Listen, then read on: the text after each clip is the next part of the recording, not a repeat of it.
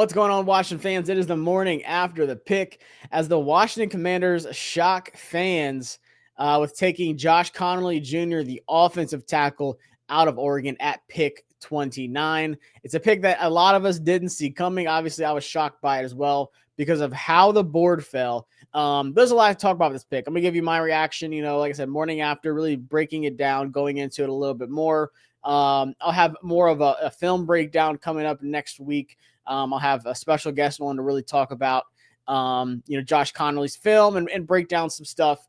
But this was a pick, and just listening to Adam Peters last night, the press conference after the pick and just hearing their thought process. This was a universal pick.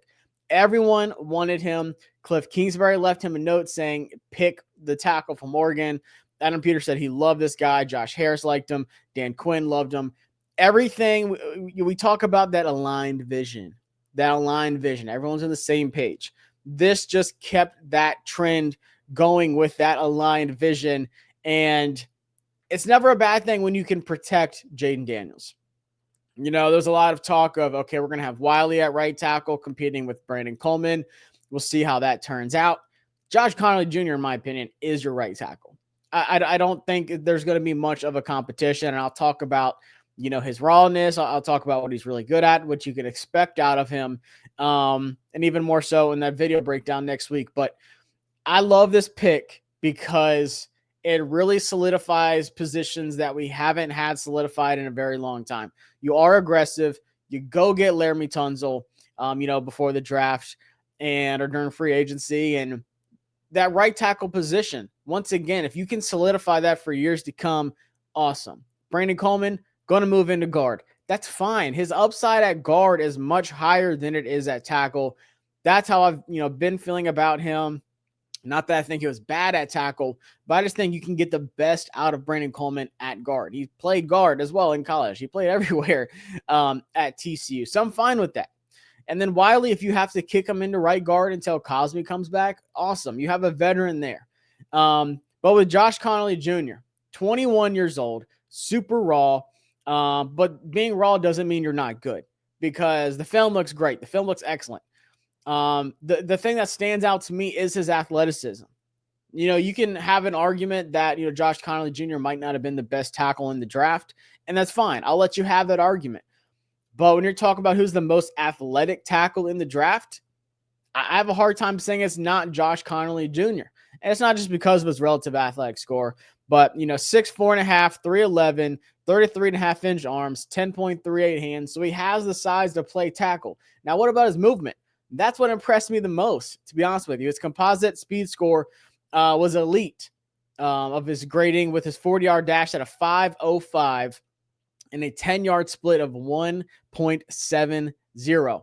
Insane numbers. A tackle should not be able to move that way. But then when you really look at the film, you see all the times where he's either like pulling outside or even pulling across, or, he's chipping somebody and trying to get to that second level. He does a really good job of moving. His footwork is amazing. There's some, bigger tackles in the class that struggle with that. There's a lot that are getting kicked to guard because of either their length or because of their movement. They can't, kick out, against some of these speed guys in the draft. But I like what I've seen. Now, the one thing he does struggle with is his power. Whenever he's losing a rep, it's usually, because someone's like bull rushing him, or just, just straight arming him, or like he just doesn't have the best anchor. But that's fine. That will come. The strength comes as you get older, as you get stronger. Like I said, he's only 21 years old. He could have easily gone back to Oregon for another year and been one of, if not the top offensive tackle in the draft next year. I know Mel Kiper said he would have been a top 5 pick. I said top 10. But I'll go with Mel saying that he could have easily been a top 5 pick next year. I think he would have been one of the best offensive tackles in the draft next year. But instead, he's going to the NFL. He's getting NFL coaching like he was doing at the Senior Bowl, and I'll talk about that too.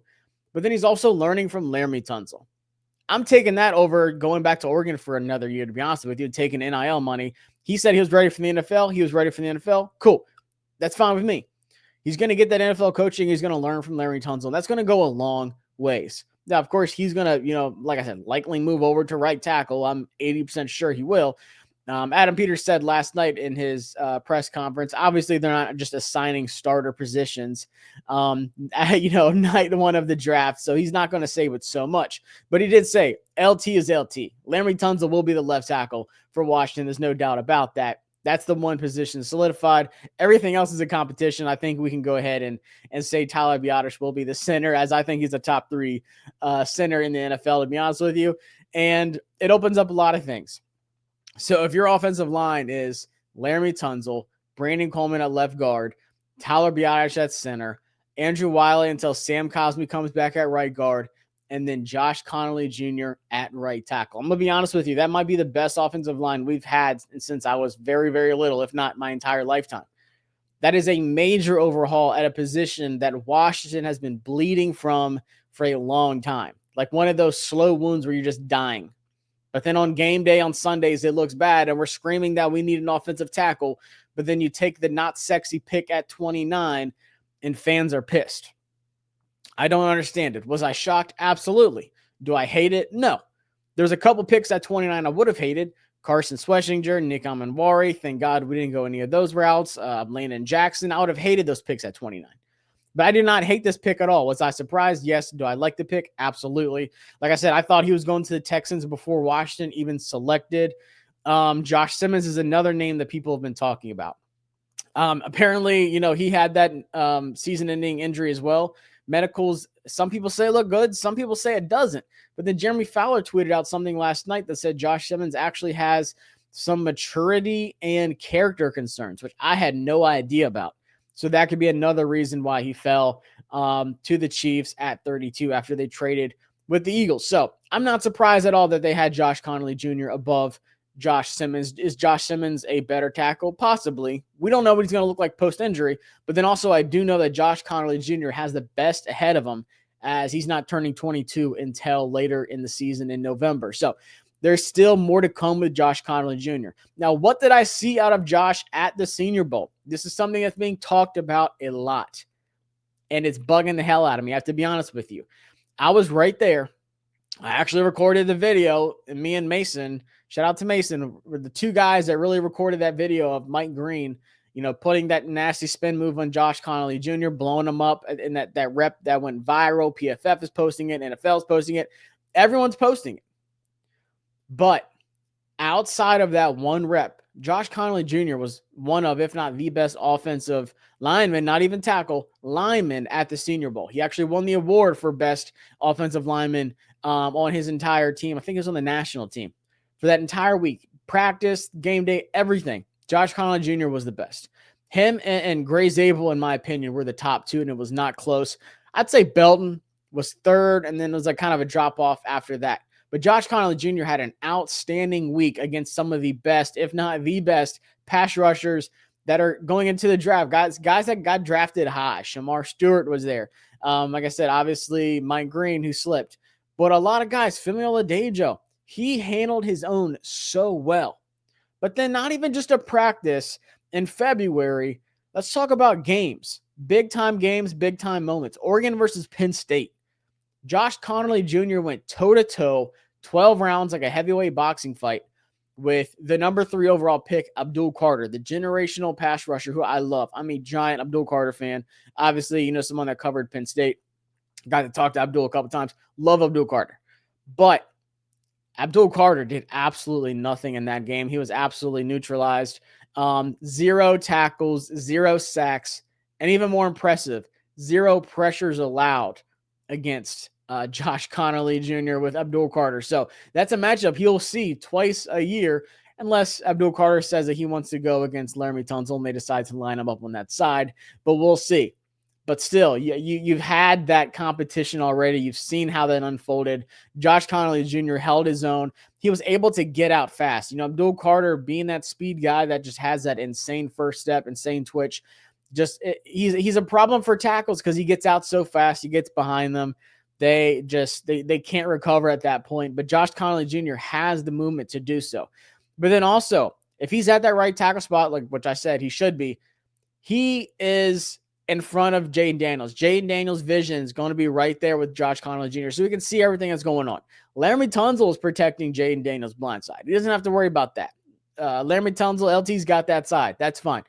But now the inside. So even if something does happen while he's growing, while he's developing, Jaden Daniels can move. We've seen what he does, when plays break down. He was the entire running game for 3/4 of the entire season. So I have, strong belief in that Josh Conerly Jr. is going to turn out to be amazing. And then maybe he can even pull out of Tristan Wirfs and go to the other side, eventually when Laremy Tunsil, say we sign him to a 3-year new deal, whatever, after that he retires, whatever happens. He can always switch back to that other side, need be. But that's something we'll worry about in the future. But guys, I know there's been so much hate and so much, just disappointment with this pick. But I promise you, anytime you can build the trenches, going against the Eagles twice a year, going against Micah Parsons twice a year, going against the Giants with that defensive line now, Sexy Dexy, Kayvon Thibodeau, now Abdul Carter. I can never be mad about that. That's 6 games out of the schedule. You're facing a really good defensive line, and everyone else is getting better. We have a tough schedule coming up next year as well, so you have to really solidify that line. He's young. He's still raw, but he still looks damn good on film. You have to be excited about this, not only for what you have now, but then even the year after and the year after that. A lot of these prospects are coming out late. They're coming out old. I hate to say it, but NIL. You got some prospects coming out that are 24, 25 years old because of the NIL period. Guys are staying and getting that money. You have a 21-year-old prospect that is a prime prospect for the NFL draft. Everyone wants that 19-year-old Jamar Chase. Everyone wants those young prospects that still have a lot of head of them. And you're getting a guy that's 21 in the first round at a premium position.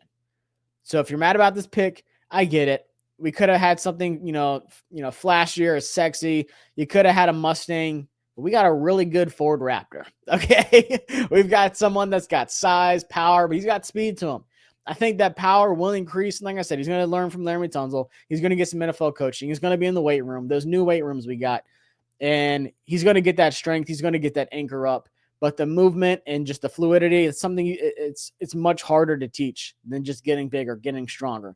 Hell, I could do that. Now, can I move faster? Probably not. So once again, guys, hopefully, like I said, it wasn't going to be the longest video, but this is just my reaction of what I think. And I think week 1, he's your starter at right tackle. I think Coleman's your starter at left guard. And I think Wiley is the starter at right guard. Obviously, Biatch is going to hold it down in the middle. So appreciate it. Make sure you're subbed up. I'll be going live for the draft tonight. Or, maybe you're watching this late and the draft is already over. Be sure to check out other videos. Hit that thumbs up. Drop your thoughts below in the comments. And I'll see you next time.